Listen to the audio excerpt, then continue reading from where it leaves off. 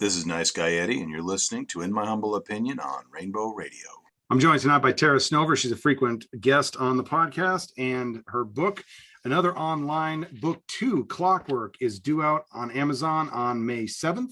May 7th for the ebook. It may be sooner for the actual print book. I'm putting that one up for on the 30th, and you may get it before then. Very cool, very cool. So welcome back. Good to see you again, and congratulations on the completion of your second novel. Yes, that one was interesting, right? It's a lot. The second one's a lot harder than the first one. In terms of writing?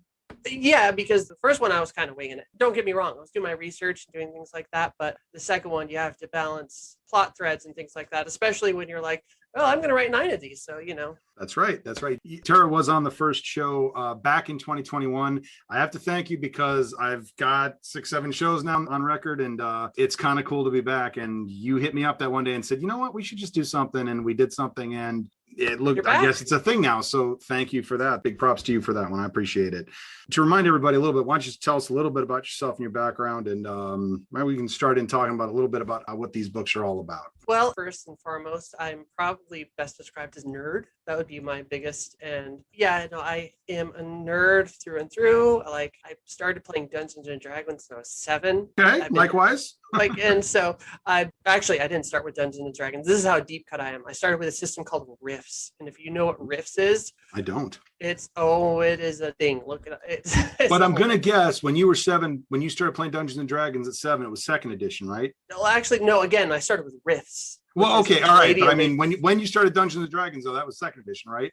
Yeah, I think so. Okay, because when I started playing Dungeons and Dragons 7, it was 1st edition. First edition, yeah. And then after that, I got into actually game design at a very young age. Right. I was actually programming video games on my old Apple machine using Note Card and not MS Paint, the Apple equivalent of Paint. Right. So the same way Myst did it, but without 3D graphics. Wow.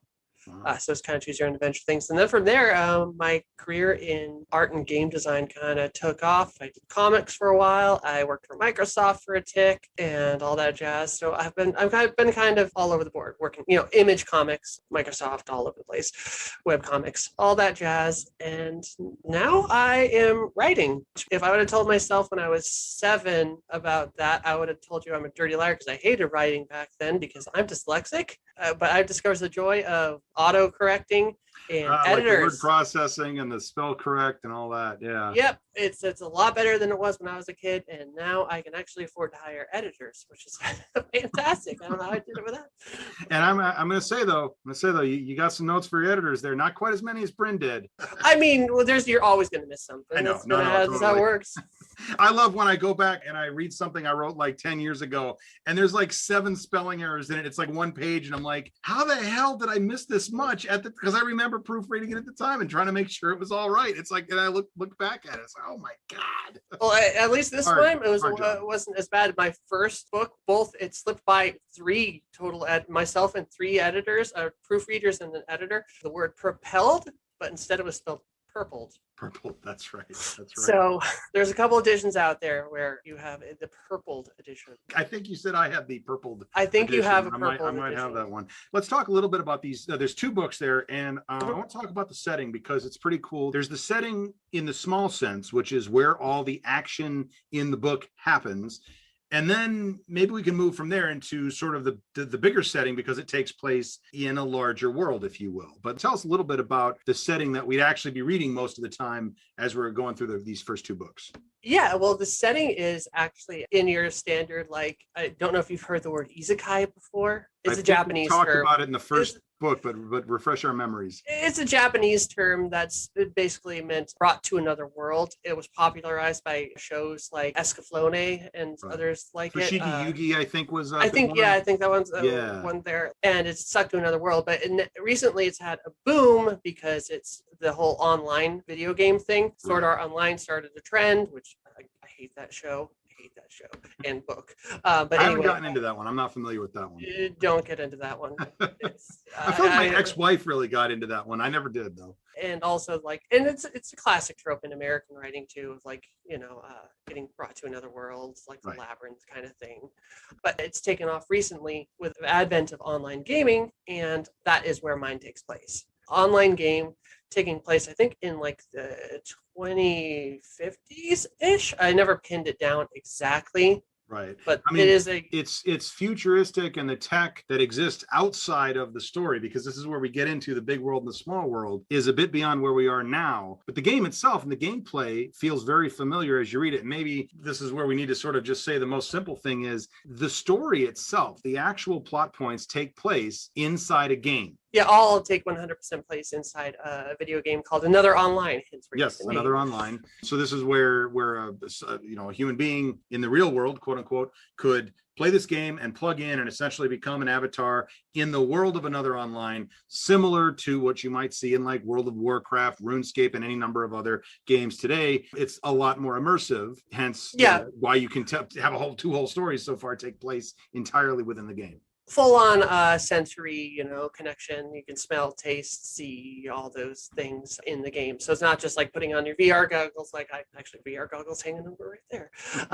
But it's actually the full sensory thing. And then people go on to play these games, of course. But here's where I differ from a lot of these other stories. A lot of these other stories are like wish fulfillment, like I'm the big hero in the story. I got brought to this world and I'm the badass who can save the day and all that.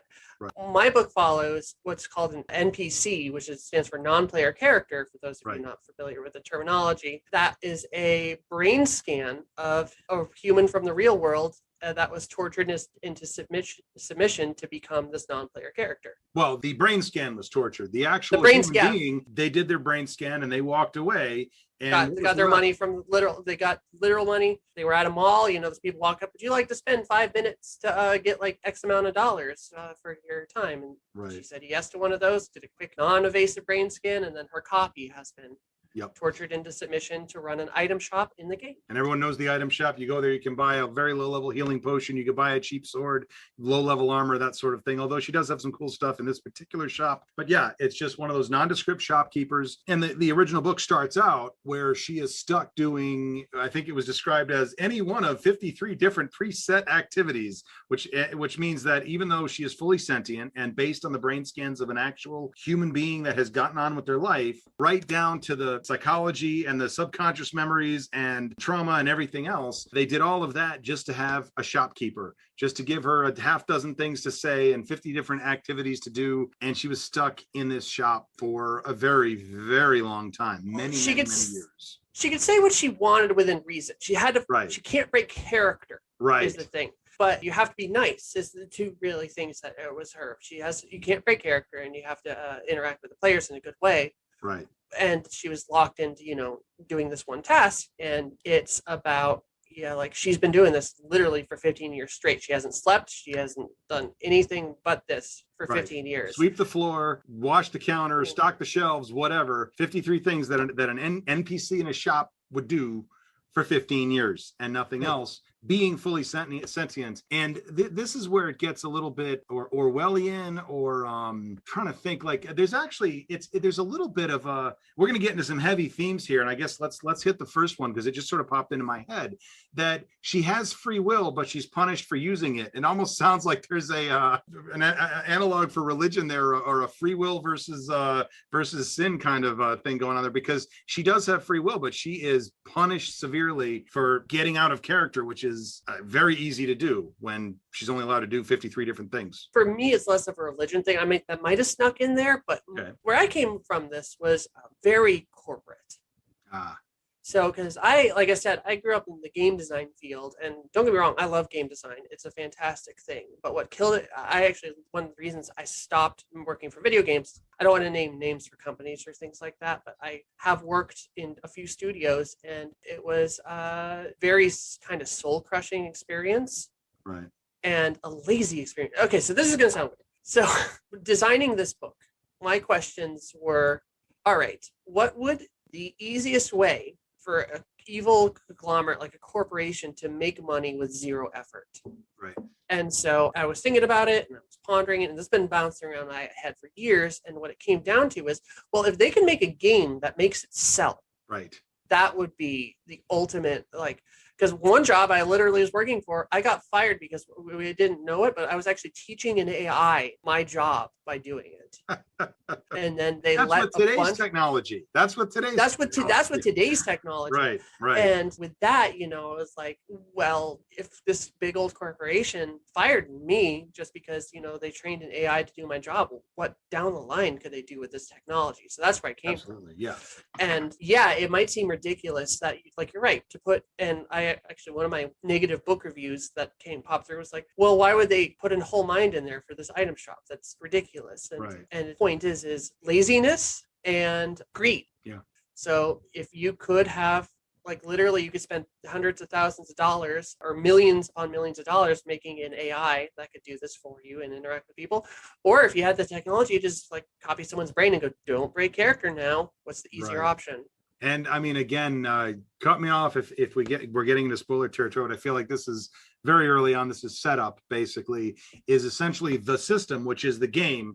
If the NPCs started to get out of line, it could send them electric shocks, make them feel like they were on fire, make them feel like they were drowning, torture them in some way to essentially act as this threat that the system is always watching.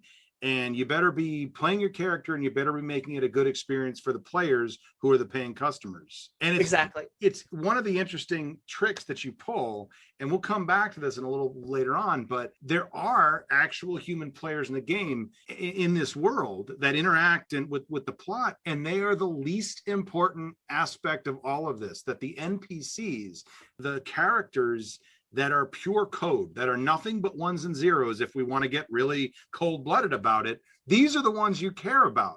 And the players, the actual human beings that are interacting with them, appear completely expendable. And in a way they are, because when you're killed in a video game, you respawn 10 minutes later, or you whatever. Death isn't permanent most of the time. Death doesn't stick. Well, that's one of the other things I was playing with in this game. So, like, a very common trope in this, like, brought to another world, especially the online game, like, one of the first things they have to do is to up their stakes. They're like, and now that I've taken over this world and turned it into a game where if you die for good. And that's this classic staple of the genre that I was just like, why? You have this entire thing to play with about what does it mean to be alive? What are things in this? Like, and you said, the players are this kind of like background character, because, you know, they don't care if they die. They lose some experience point, and then they're just like, come back in like a couple minutes. And the way that this works is the NPCs and the monsters can be killed by players. They'll respond just fine. But this is where the AI comes into it. And when you say that the game that writes themselves, there's a point established pretty early on that if one of the NPCs that does have a little more free reign than another kills a fellow NPC, that becomes a story event. And now that is part of the game. And in that case, you don't come back from that. So there are stakes for the not real characters. There are some actual stakes for the ones and zeros in here. There are. So it's basically the lore is broken up. There's 4 levels of NPC characters. There's N3s, which are your background characters. You're never going to talk to them. They're just the ones that are wandering around in the background. Yeah. But again, they're used to copies of people's minds, just in case someone does talk to them. What if a player comes up and like, oh, that girl's cute, and then just decides to flirt with her in the background? She's got to be able to respond. Right. There's N2s, which are what our main character is at the beginning. And the shopkeepers, the people that you interact with on a very low level, business transactions only kind of a thing. Yeah, and then you got your N1s, which are like your characters that might be like a duke, or, you know, someone who gives out quests on the regular, people who are kind of important, like, you know, high level generals, things like that, you know. Then you got your final class, which are zeros. These are basically the ones who are creating naturally the story in the world. Right. So they're the ones that are like your named characters in World of Warcraft, that are like the ones that get put in cutscenes. Right. And if a N0 ends up killing an N0 or an N1, that's considered a story event. Yep. And then that character is gone. So there are stakes, even though the characters are digital. And and folks, I'm putting these in air quotes because the way this book is written, if you're wondering if an AI can be sentient, it is kind of an assumption going into this world. And I guess that's one of the things to talk about, because there's not really a debate within the world, but there's certainly a discussion that's happening within our world. And it touches on science fiction quite a bit. And that's the idea of existentialism and the idea of what makes a reality, because our reality could be a simulation. We don't know. I don't think many people really seriously consider it one. Maybe that's the last thought of the mass shooter before they go off. I don't know. But, most sane people assume this is real life and treat it accordingly. But within the game, you have these characters within the story, you have these characters that this is their reality. It is real to them. What they feel, what they say, what they do has consequences for them, and rewards, punishments, relationships, etc. Yeah, and that's kind of something I kind of wanted to touch on, but not as like a big event. Because a lot of times when you get into stories like these, you'll be running into people who are asking that exact question, and that's the whole point of the story, which is a great thing to ask. Like, these are questions you need to be talking about and things like that. But I've always been of the opinion, in writing, it should bring up the conversation and not force the conversation. Right. So, like, the fact that you're talking about that is, right. But it doesn't really, aside from, like you say, it doesn't force the conversation, other than the characters in the game are going to treat it like real life in the exact same way that we treat our lives like real life, because we don't really have an alternative. Yeah, and that's always the, like, what if this is a simulation question that's popped up? Like you just right. said, it doesn't matter is the answer. Yeah, exactly. Because even if we're a simulation, this is the world that we are presented with, and we have to live it. Otherwise, right. We're not. I believe that philosophy is called pragmatism, and I settled on that shit in high school. I really enjoyed philosophy, but at the end of the course, I was just like, yeah, but it really doesn't matter if we don't exist or if we are in a simulation. All I know is I'm hungry and I got to go eat right now. Like, exactly.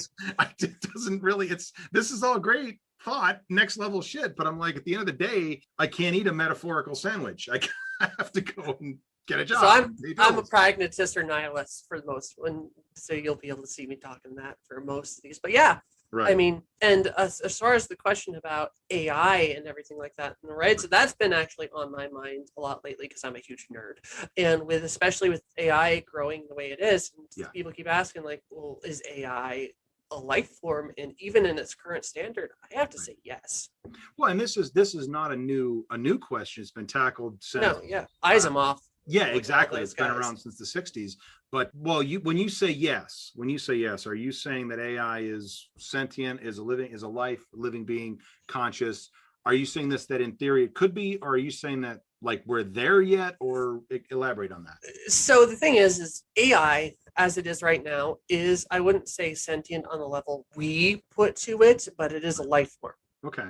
Just because it doesn't think like us doesn't mean that it's not a thing that exists. Like, we're creating this creature that is learning and writing its own code and, expanding on itself and things like that. And I qualify that as life. It might be basic life, but it is life. And we're going to have to start dealing with the ideas that we are creating a life form. And we're going to have to be dealing with those consequences. And we're creating a life form that can displace us much more easily than a carbon-based life form is likely to. Yeah, and the thing is we got to be ready for when the singularity happens, right? Because we're coming up on the singularity. And for those of you that don't know, it's singularity is kind of like when a creation can start iterating on itself and making itself better.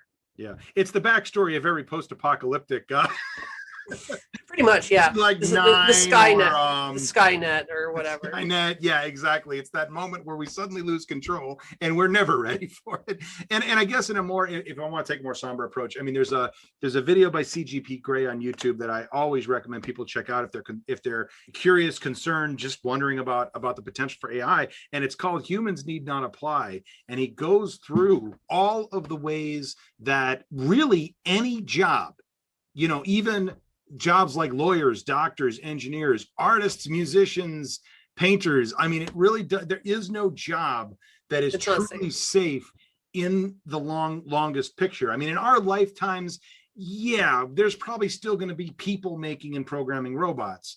but they're going to be in by the time we're gone, by the time you and I are tipping our hats and walking into the sunset, there's going to be a lot of assistance that's being given to these people by the robots, and not just as tools, but as contributors.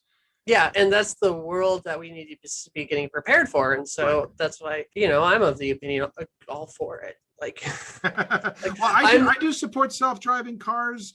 We're not there yet. I don't support the self-driving cars that we're now, but that's like the first step, especially if you want to talk about economic impact, because there's your transportation sector right there, one of the largest employers. And it's also a job, especially if we're talking about Uber and taxis. It's the kind of job that almost anybody can do, and it could be eliminated like that. We're not there yet. There's been some pretty spectacular failures of self-driving cars so far, but we are not as far away. Yeah, it's going to be here before we know it. And it seems to have gone quiet. I remember it seems like 2 or 3 years ago, or maybe 5 years ago, I don't know, this was a much bigger issue, and it seems to have gone quiet. But I feel like in a couple of short years, it's going to hit the market in a big way and kind of catch everybody off guard. That's the trick. That's the thing. That's the trick that it gets pulled on people that they never see coming. So like, the internet was a thing. Right. And all of a sudden, people like talking about it and like, oh, cool. How cool is this internet thing going on? And how this and that and internet. And then there's a huge amount of stories about it, way back in the day. And then all of a sudden, in the 90s, here it comes. Right. It is here to stay. It is in our existence. It is in our pockets. Yeah.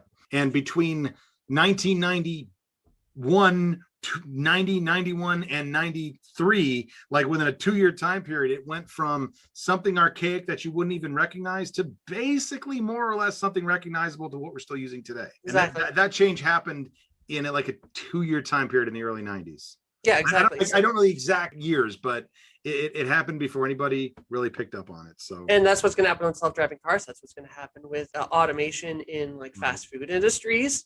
That's already happening. I mean, yeah, it's already happening everywhere. So it's like, and so here's the thing is we can either be prepared for it or we can be blindsided by it. And so these are questions, can talk about for hours, but we're either going to get Star Trek or we're going to get Blade Runner. At the moment, it seems like we're running closer to Blade Runner, 1984, Brave New World, etc. And we're not going towards Star Trek at the moment. But millennials and Gen Z are pretty kumbaya-y, but we'll see. For those just tuning in, we're talking to Terra Snover. Her book, Another Online Book 2, Clockwork, comes out on Amazon on May 7th. Yeah, Clockwork, May 7th. All Hail the Queen's already out right now, and it's dirt cheap. Right. I did a price drop, so you can get into the series. It's like, $3 for ebook now, so... There were 2 questions. We kind of skipped over this when we're talking about the setting. There were 2 questions. We kind of skipped over this when we're talking about the setting. First one is when you were laying this out, when you were thinking about the tropes, the setting, the imagery, the gameplay, was there a particular game or set of games that you had in mind? I mentioned World of Warcraft and RuneScape only because those were the ones I was most familiar with. What were you drawing from when you created this world? I've been on the periphery of MMOs for a long time. The ones I ended up playing were the Old Republic and Star Trek a lot. But for the most part, I've actually been an outsider with the MMO aspect of things, mainly because when I get into video games, I have a hard time spending time on them because my creative spark starts going and I'm like, you need to do a thing and make a thing because you're not doing enough already. Right. But yeah, WoW in particular was a big one for this. I knew a lot of friends who got eaten by that game. I had some friends that got into World of Warcraft. I was playing RuneScape at the time, which was a really poor man's World of Warcraft. I was paying the subscriber version, but it was years behind. It really was. Got to be honest about that. But you could stop playing RuneScape. It was not. It actually had things built into the gameplay and the style that did burn you out after a good hour or two. There was no way you were gonna lose a day of your life in this game. In World of Warcraft, my friends tried to recruit me into it. I'm like, you know what? I like playing video games. I'm not looking for a new lifestyle. Yeah, I'm in the same boat. But it's actually always, as a microcosm, fascinated me. Yeah. So I actually got really deep into the academic side of online gaming. So one of my favorite things is reading the academic papers about these worlds and stuff like that. Like EVE Online, I would hate to play that game, but it fascinates me to no end. Like, did you do much of Eve Online? Never Heard about? So basically, Eve Online is a video game that was set up years ago at this point, but it's a space game, right? Where you don't really see your character. It's you're in your spaceship, you're flying around and stuff like that, doing whatever. You could be a miner, you could be a pirate, you could do all kinds of different things. And you then slowly sort of upgrade everything, gather more resources, get a bigger ship, exactly, and it goes an empire, whatever. Yeah. But you're to the point now where this is where I actually really got my intrigue on the book I was writing, because this video game, literally, there's been a couple battles that have cost in real world money tens of thousands of dollars in lost assets. Right. Right. And this is, I'm assuming, if people are wondering, like, well, what do you mean? Well, because in-game currency and real life currency, there's an exchange rate, there's a market for these things. And some people, plus, of course, you've just got the time invested too. I mean, even if you just go at minimum wage, the hours that you put into that have a value. So have a value. And so this game has intrigued me thoroughly. And also, they don't really make a lot of like factions or player bases or things like that, are these like things. This is all purely player created. They create their own story. They're in this role play kind of mentality where there's this one empire, there's a trading conglomerate, they don't get along, and that just occurred naturally. Right. There's subterfuge and espionage going in. People are stealing information and selling it to the highest bidder. There's people going in there. It is insane to me. Right. In all the right ways. And this one played a huge role. And that's when I asked myself, well, why wouldn't a game designer look at that and go, hey, if they're writing their own story already? Yeah. And this gives the game some control in that the NPCs essentially write the story. But again, they're artificially intelligent, they're creative. And some of this, I mean, there is some monitoring of it, although even that's kind of a special case. So to just sort of make sure that it doesn't go in a way that turns off all the players, whatever, there is still a capitalist and marketing aspect to it. But that's kind of a theme that's behind it. It's not something that's happening in the day-to-day's goings on. So you're following several of the characters as they shape the world, as they take advantage of glitches, as they even at one point start rewriting some of the game, which happens throughout. And this was the point that I missed when we spoke last time, because book one was out when you were on the show back in beginning of the year. Yeah. I did not get some of the characters in the books are called game masters. And I did not get, after reading the first book, that the game masters were also AIs. I thought that was the avatar for like the people that worked for the company to interact and come into the game and do the maintenance that they need to do in the world, especially up to and including occasionally deleting characters that have just gone off the rails. And I thought those were real people. And I didn't realize that even the managers of the game, if you will, were also AIs. Yep. So this is freeform. This is just going the way it goes. So yeah, EVE Online is an interesting parallel to that, because yes, I've never played it, but I was aware of the sort of open sandbox aspect of it. They just sort of they just created the world and let it go. Yeah. And so that was and like I said, like you said, the game masters, there's one character in particular whose talk is there a lot, which is the character Lily. Yes. Who is one of my favorites. My favorite character, you'll never guess, but it's Hella. Hella is your favorite character. No. But she is a art curator. Like, she makes art things for the game. She like makes armors, does that kind of thing, art design. And what they did is they brain scanned a talented artist or two and just put them in there and go, this is your job forever. Right. And this is not, it's a fun game for the players. It's like, you get the impression this is like the big game, the most successful game on the market in the time that it takes place in sort of the bigger world, the real world. And again, you get very few glimpses of that. You do occasionally get a glimpse of the big world, but most of what's happening is happening within the small world, within the game. And because of just how horrible the game is to its NPCs, it is impossible to say, and I'm prefacing my question with this, it is impossible to point to a character and say, that's a Mary Sue, because there is no character that lots of horrible stuff doesn't happen to. There is no character that is not immediately aware or made aware of their limitations. But I have to ask you, because of how you just described Lily, I have to ask you if there's a particular character that's a bit of either an author avatar or somebody that you feel you put more of yourself into within the story. I mean, you always put yourself into the characters. Exactly. If I had to, like, for instance, the main character, Var, a lot of her real world personality traits are kind of there for me. Like, I'm not one for parties or things like that, but she's not a carbon copy of me or anything. That's the thing about role playing, though. Like I said, I've been playing Dungeons and Dragons or role playing equivalents since I was really little, and you learn to put little bits of yourself into the characters. Of course. And that's what I do. And like when I write, I have a beginning and an end. I go in, okay, so this is where they start, and this is where I want them to be. Like, this is where the book needs to end. The characters need to achieve X, Y, or Z. Every point in between happens freeform. Right. So I have no idea. This has happened in my comics. This has happened. I was going to say that you wrote yourself into a corner a couple times with Mock Girl. I did. I really mockgirl.com, guys. That's her webcomic. Go and check it out. It's good stuff, but it's it's dead. Well, yeah, if you've retired it, I'm not going to argue with you.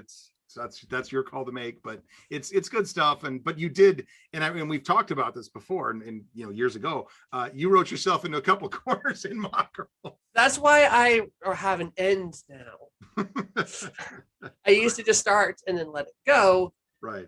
But now I am like, no, I'm not doing that again. There's an end. Yeah. There are very few web comics that are designed to actually end. They're sort of designed to just go on forever. Most people, Chris Hazelin's Misfiles, but the only one that I read that comes to mind that actually, like, he planned on stopping it at some point. And so there was a long story.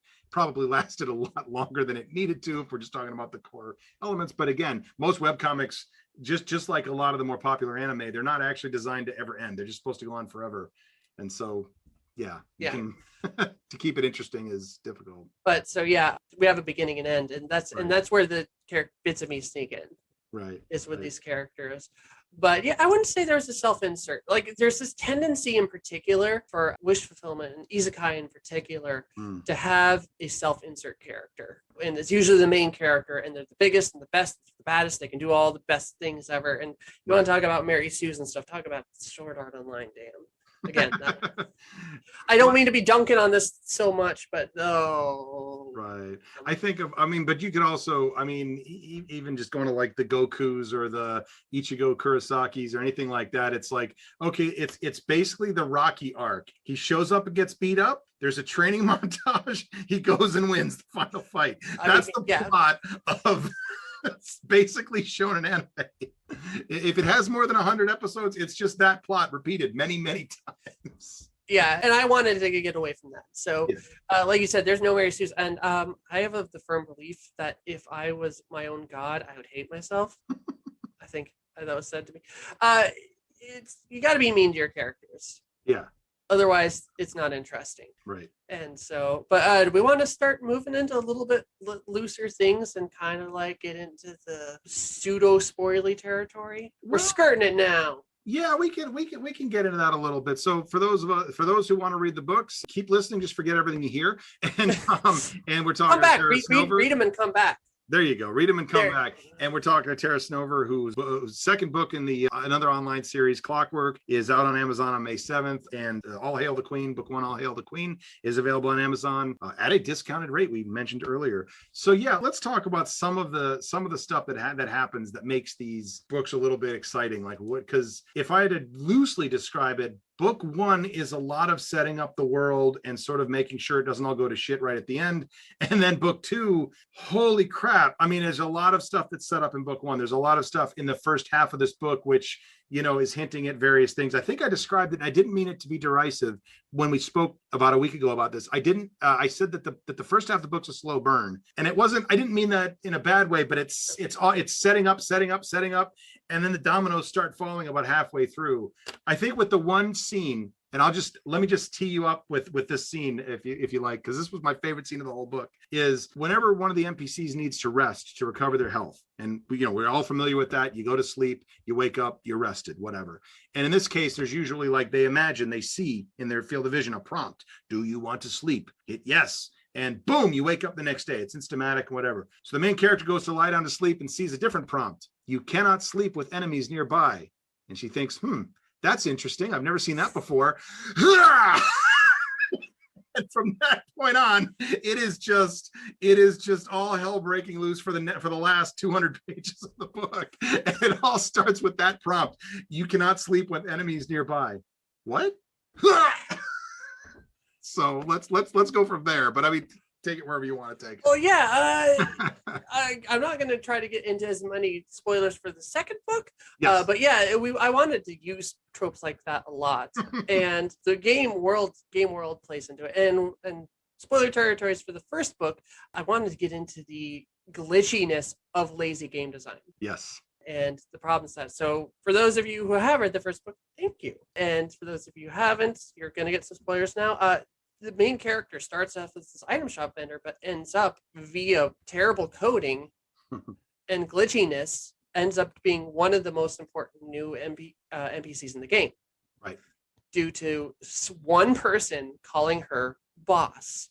Right. But, and this is where we get back to the actions of the N0s, or the high level, boss level NPCs, is taken as a quote unquote story event. So when he called her boss, suddenly, bam, the system put her up above who had been at that point one of the most powerful players of the game. Yeah, the Red Prince. Yes, the Red Prince. And she becomes the Red Queen. And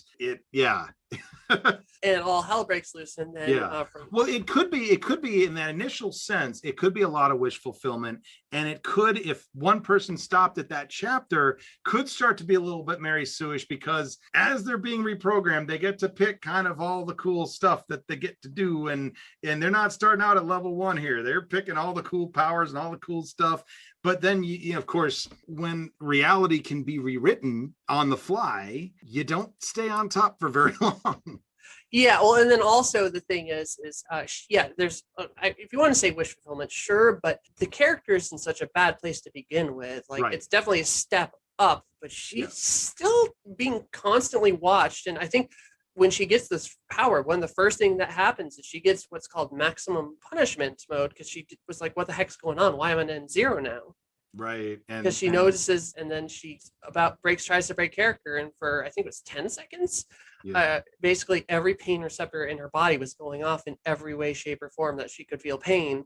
Right. Then that's a reminder, and then she gets all these powers, but immediately is taken down by one of the GMs being like, listen, you think you're hot shit. Right. But you are not hot shit. Yeah, the GMs in this game are godlike, at least relative to the NPCs, although it's sort of like they have their own limitations. There's always a bigger fish, sort of, as you the deeper you get into this. Which is what's really interesting. And that's where you can have a character like Var Graneth, the Red Queen, I believe it was, right? I literally tried to come up with the most ridiculous sounding, like, 12-year-old last name ever. She never calls herself that. She hates her last name. Right. Right.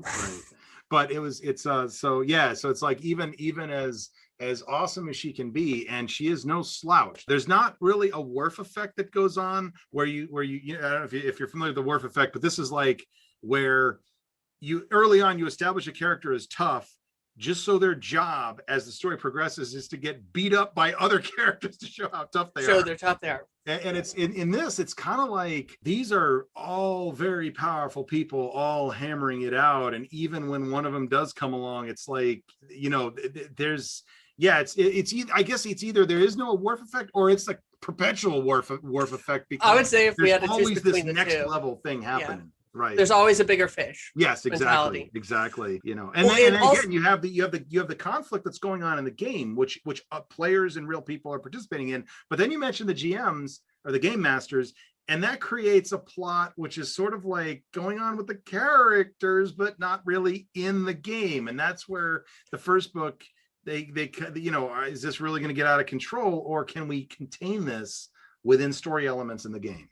Yeah, there's two real stories going on in this book. There is the surface level, is what the players are seeing and what they're playing out. Like, they're placating the game masters in the system, doing things like doing a raid on a faction who hasn't, or a guild who hasn't been getting involved. Right. And like, that's stuff that has to happen to placate the role playing. But then there's the quest about, they've proven with her existence that the game is breakable. Right.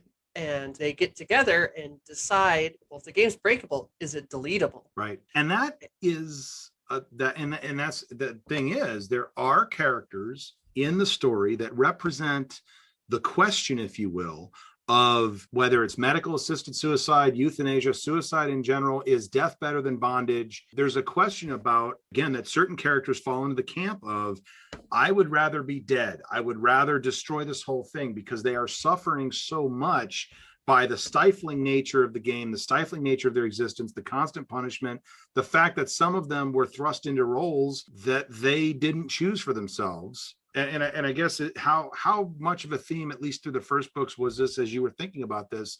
Because I will say, the way I read it is, the characters that sort of root for the ultimate destruction and just the destruction of the whole world are not presented. They're not villains. I don't mean this in a mustache twirling villain way. I mean this in a very, I am without hope and I want everything gone. It's not treated very sympathetically, even though you do understand where they're coming from. That comes from the idea that you're always going to pick the side of your main character. Right. But there is no right answer to that, is the whole point in this particular book. The characters who want death have every right to want that. Right. They've been in servitude and that is their decision. But at the same time, how far are you willing to take that? Yeah. And are you willing to make that choice for everyone? And Right. that's the struggles. And there's they're great characters to write for. I love Drac. He is a pleasure. Right. Leon. Leon is great. Yeah, Leon has a lot of potential too, because he becomes sort of this spy-like character who's out there in the field doing a thing, and you could have a whole spin-off series on his adventures, whatever he's doing. He comes back to the story when he's needed, kind of a character. So he's an interesting guy. Yeah, poor guy. I torture him more than I think I need to, but he does get the sick. But yeah, these characters, sides are drawn, and that's the other story that's happening. So you got like these multiple levels, and then without getting too much away, in book 2, things get interesting there. Yeah. Like those questions become bigger and bigger, and as you said in the first book, it's not as big a thing. Like it's there. Right. But in the second one, it evolves into. Right. Well, what really struck me, because it was sort of in the middle or even towards the end of the second book, not the end, like 2/3 of the way through, I want to say, is you've been reading about this character the whole time, but you didn't actually get their origin story. You didn't actually get okay, how do you get your brain scanned and what happens next? And the way it's told is, the real life person goes into a mall and gets their brain scanned, and the next thing they know, it seems like they are in a blank room, suddenly having instructions shouted at them and being told to do things and being trained essentially now to be an NPC in the game. Now, these are two separate entities. The real life flesh and blood human being walked away and got on with their life, but the AI knows no difference. It might as well, they were just walking in the mall 10 minutes ago, and now they're stuck in this thing and being tortured and being trained and being essentially put through NPC drill camp for, a boot camp for this new world, for this world that they're creating. Yeah, and that's actually, that one was interesting to mention. It's that story, that chapter that actually started off as a short story I was writing just to put in between the book, but I was like, you know what, this is too good not to. Yeah, it was fit in there, and it does give you because again, it's hard. You say, well, NPCs, AIs. And the book does not shy away from the fact that, they're, in some cases, you're actually literally seeing their code on the page. Like, you are reminded constantly that none of this is quote unquote real. But because of these origin stories, because of the things that happen to them, you sympathize with all these characters, even the bad ones, even the villains. I don't know. I think the villains are really the corporate entities that you'll never even see. But even the nominally evil characters in the game, like the Vampire Queen and the Necromancer and whatnot, you sympathize with them. You kind of want to root for them. Even the ones that are working against the plan, you see where they're all coming from. And there's a lot of personalities and agendas. There's one who you kind of can root to, or two that you kind of root to see their comeuppance. Well, let's not spoil it, but is it essentially you see her, she disappears at the end of book 1 and then comes back at the end of book 2? I don't want to get spoiled again. But, but no, there's two characters there's one character who I really despise. And I cannot wait to get that comeuppance for him. Yeah. One of them is, I freaking love the Crimson King. Okay. He is the worst. The Crimson King. Wow. Yeah, because he's a bit of a. there's a Worf effect right there, because he's very powerful, and oh my God, does everybody seem to not like him, and he gets kicked around a lot. Well, he's and just to let you know, he comes from personal gameplay experience where, they're like, get me a kitchen, make me a sandwich, bitch. He's that guy. Okay. Well, and it's not overt, but it is hinted at that he's like one of the more toxic, and he's an actual player. Now he's the real he's a flesh and blood human. This is the avatar in the game. But yeah, it's hinted a bit that maybe he's a bit of one of those toxic types. So that's interesting, because you bring video game culture into it, not just in the creation of the world, but in those times where you are interacting with player characters. Yeah, they say stuff that they can't. And I think in the second book in particular, there's one instance where you actually get a peek into the real world of like talking about what's happening in. Well, let's just say that poop socks have come a long way. I wasn't saying that as much. Like, for instance, you get a hint at the greater world of like what's happening to the economy of the world, what's happening here or there, that come up in little segments, and mostly from players or things like that. Right. But I also kind of wanted to bring into, because we haven't actually talked about it yet, is trauma from the previous life. Yes. And which is a big deal in the second one. There is a couple of scenes in the first one. It's shown, the trauma is shown in the first book, but the effect of it is really explored in the second book. And it maybe is not as big a deal if all you want is for someone to be a shopkeeper. It really doesn't matter the quirks of their personality, but when they get actual power, that trauma influences a lot of what she does and a lot of how she interacts with people. Yeah, exactly. Like, for instance, when she's given all that power in the beginning of the book, her choices of her powers aren't, the coolest or whatever. She's literally picking things, dealing the most damage in the quickest amount of time, so the other ends that she'll inevitably be, or NPCs that she'll inevitably be forced to attack, won't feel the pain. Right. And things like that. She is making decisions about, well, how can I, instead of manipulating everything for my benefit, manipulate things for the betterment of those around me who have been ignored for so long. Right. It does explore the sort of evil as a point of view, because she is a nominally evil character in the game, in that she is the bad guy, but it's pointed out also that she's a fairly benevolent ruler. Just don't tell anybody because it'll ruin her reputation, kind of a thing. A couple of things I wanted to ask you about. Yeah. In terms of balance, and again, I'm thinking back. I do want to ask, well, I guess, are there any what sci-fi or fantasy works influenced this the most? Because, like, for my reading is C.S. Lewis, it's Tolkien, it's Star Wars. There's not really, I don't see a lot of that. So what are you drawing from in terms of fictional lit, sci-fi, fantasy, whatever? Well, as far as the tropes that I've been drawing on are a lot of Japanese stuff. That's like true, the anime scene. Yeah. But, you do have your Tolkien-esque things and all that. But where a lot of it comes from is actually some of the, I guess, darker stuff that's been coming out recently, where we re-examine things like, well, not even recent, like Asimov, for instance. I love Asimov. Yeah. He is one of my favorite writers. Questioning, like, the iRobot, not the damn movie piece of garbage, is one of my favorite sci-fi books growing up, because it's a series of short stories asking questions about what it is to be real, how things like, there's that whole plot on the moon where I think it's the moon, where there's a robot who starts glitching out to no end because they set the first law at the same level as the second law. And if you look up the rules of robotics, they're in conflict now. And they're in conflict now, and he just literally stands out on the moon, just walking in circles because of that. Also, you got your, oh God, I had it for a second. It'll come back to me. I swear. Right. Well, the reason I bring it up, because one of the things I noticed, and we talked about this a little bit before we put the show. So you mentioned the go in the kitchen and make me a sandwich, biatch.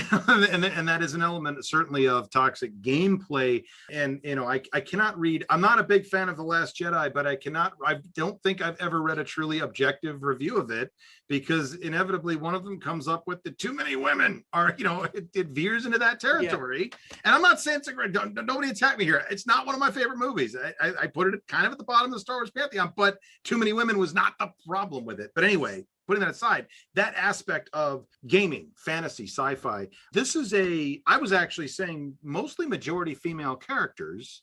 You were saying balanced, but you put that in air quotes. And it is a fairly gender balanced book. I mean, definitely, I don't know. It seems to me that most of the more prominent characters are female. Yeah, that is true. And if we Right. count, like we can go through and count right now, but like we got our main three characters of our, it's the Leon's the odd one out for the Right. first book.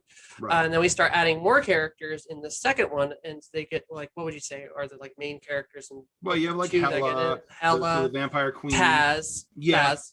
Yeah. Like, so, and it's mostly women, and we Right. do have our men characters, but yeah, they actually then play more of a supportive role. And I don't think that was on purpose. I really don't. Well, and it doesn't read exactly like overt feminist empowerment or anything. It's just good representation, I guess. Although it was noticeable, and in fact, there were even, I think there were three imp triplets that were lesser main characters, but lesser importance. And I actually, four of them. There you go, four of them. And I didn't even know what gender they were until well into the second book when it was mentioned overtly. I was like, oh yeah, that's right. Yeah, they're related, and that's a sister, and that's a brother, and wow, and it's so there is a balance to it. It did seem like the more prominent characters do sway towards female, and consequently, because and by the way, let me just say, and this should have been said up front. The action scenes in this book are fucking awesome. These are some of the best battles, some of the best melee fights, and I'm picturing, I can see the anime influence. I think at one point it was actually said, like, I've seen enough anime to know when a super laser's charging. It's like, and you just picture the big glowing ball, and you just know that Kamehameha is on its way. So really great action, really great fighting. But there's also, especially in the second book, it gets a little bit steamy at times. There's quite a bit of, I don't want to say it's not overt sexuality, but there's definitely some romance, quite a bit in the second book. There's the whole, there's literally scratching and biting going on in the second book. Well, aside from the BDSM aspect of it, but it was also the majority, at least throughout the first book and a half, all queer relationships, same-sex relationships, mostly lesbian relationships, and there were a couple sort of heterosexual relationships that were discovered late in the second book that apparently had been going on the down low this whole time, but everyone's like, oh, hey, those two. But for the most part, the main relationships between characters are between women. Yeah, and I'm not going to lie, I am a lesbian myself, so I would like to see more of that written in, I guess I'm technically bi, but mostly lesbian. But I want to see more of that representation in books. So that was a point, but what it comes down to is something that I actually said is that the normalcy is what makes it more effective. Yes. Because they don't mention it. It's not brought up once. Right. Like the fact that it's like they're not, but you can't marry her because it's a she or whatever. Right. There's none of that. And neither is there homophobia from any characters, but at the same time, there's also not these sort of, ooh, hot lesbians, kind of, there's no fetishism of this going on either. Like you say, it's just normal. And part of this is, it is a game. What we see in games, some people get way too excited about what we put in games, gators. It is just treated as normal. And okay, yeah, hey, those two are totally going to get married, even though they're two queens. Two literal royal queens. Queens. Two actual queens with crowns and everything. Whoa, damn! I can't believe you made me say that. One is a flaming queen. She's got the flaming crown. Flaming queen. Yes, that is true. Oh my God. I never really thought about the fact that the main character is a flaming queen, quite literally. Oh my God. One thing I got to ask you though, why no, and maybe I missed it because there are things that I miss and there are a lot of characters. I will say this, guys. There are a lot of characters. You almost need to take notes. You get it. You get the flow after a while, but every now and then a character will come back in that hasn't been there in a while. And I'm like, shit, who the fuck was that? Oh, he's the necromancer or whatever. He's the general. He's the whatever. It's like, so there are a lot of characters. That's cool though, because you have all these different personalities and they really are fleshed out, and which makes them memorable. It's just the sheer number. Yeah, there's a lot of attention, guys. There's a lot going on. But it did not seem to me that there were any trans characters. That's because of the world. Okay. Don't get me wrong. I would love to. Actually, you don't know that there's trans characters. I don't. That's how I read it. The first. But there is no outed trans characters. But that is because of the world they live in. Right. It's because since it is a game that was designed and the game system assigned people their genders and roles and things like that, and so it took that into effect. And the thing is because of the world, I didn't feel like it was necessary to bring it up. Well, right. I guess I just asked because And trans issues have come up in our conversations. A lot. Can't imagine why. But I said this a couple of times. I don't know if it was in your interviews, but in things like that, I want the world I'm striving for is when that doesn't freaking matter anymore. Right. And so I think part of what it was is especially in this world, transness is not a real thing you would notice, because the players, for instance, if they're wanting to play as a female or male character that's different than their quote unquote real sex. I hate using that, but that's their prerogative. I know a lot of people who role play, especially in VR. I've been there's a game called VR Chat that is literally just people messing around playing games and stuff like that in virtual reality. And they just pick the avatar that they feel most comfortable with and roll with it. My main character for a couple of years that I played RuneScape was a female character, and it was interesting because first of all, guy plays a chick, girl plays a guy, whatever, like that happens. But it was interesting because some people just assumed I was a guy, and I didn't necessarily correct that unless I felt like messing with them. I also, though, there were a lot of people that just assumed, okay, I must be a female gamer. And yeah, you know what? When they talk about how badly some women in games are treated, fuck you. That is absolutely true, because I got some of that shit from anybody who actually believed that I was a female player, not just using the avatar. Yeah. So yeah, I mean, it's got to happen for sure. But so then I guess the theoretical question here, if a trans person in real life goes and gets their brain scan in this world, is there a character in the game that therefore going to be their chosen gender identity? I don't know how best to say that. I would say that I haven't actually. That's a good question. I was thinking about it more from the player standpoint, but they're assigned the gender that their identity is connected to, because that way it's the path of least resistance for the game system. Keep the damn social justice warriors out of the game story. Well, it's not even that. It's like from a video from the system standpoint, it would go in there. It would be like, all right, it's already used to these pronouns and these this look, and I think I'll assign them that, and then just go with it. So unless the system wanted to make it a plot point, there's no point to it. And of course, since this is taking place in a future, whether it is Star Trek or Blade Runner, it is in the future, and let's hope that that's just, as you say, not a big deal anymore. Yeah, and that's the reason I didn't get into it. It's again, and the same reason the lesbian characters and the gay characters are. It's not even brought up. It just happens. But to get back to your earlier points, there's also hetero characters in there. They just don't go around being like, it's just as much as gay characters don't go around being like, we're gay all the time, everyone needs to know it. The hetero characters, it's definitely not in your face. Like I doubt you picked up on it there as much, but Talon and Drac are a thing. I didn't, but until I think it was mentioned where somebody was like, I always thought they were a thing, and I was sitting here like, I never thought they were a thing. But lots of characters, guys. Like I say, lots of characters. I tend to focus on just the main part of the plots, and there's lots of stuff going on. There's a lot of characters to ship, and they're all really pretty. Right. Well, it's a very deep world. It's a good weekend read. If you're looking for a book to I think the first one is a short read. It's like 70,000 words or something like that. About the length of the first Harry Potter book. Yep. Even though we don't talk about Harry Potter anymore. Damn you, J.K. Rowling.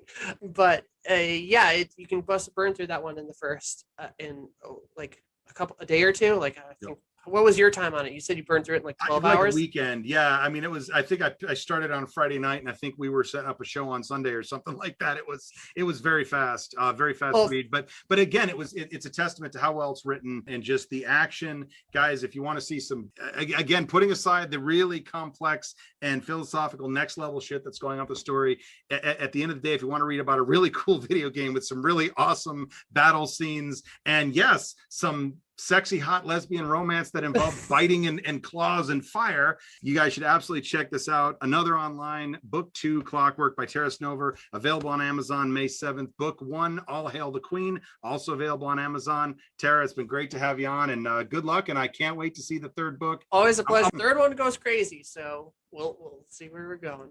I'd like to thank Tara for coming on the program, and I'd like to strongly recommend that you check out her series of books. Another online book 1, All Hail the Queen, book 2, Clockwork. both available on Amazon. Really fun rides, really good reads. Highly recommend them. Absolute 5 stars. Can't recommend them enough. If you have any questions or comments about anything you've heard here tonight or suggestions for future shows, guests, or topics, you can email me at niceguy9418@usa.com. Hit me up at niceguyeddiecab on Twitter. You can find me at Eddie Cabot on Facebook, and in my humble opinion, Nice Guy Eddie on YouTube. Hope you enjoy the rest of your evening and keep it tuned to Rainbow Radio.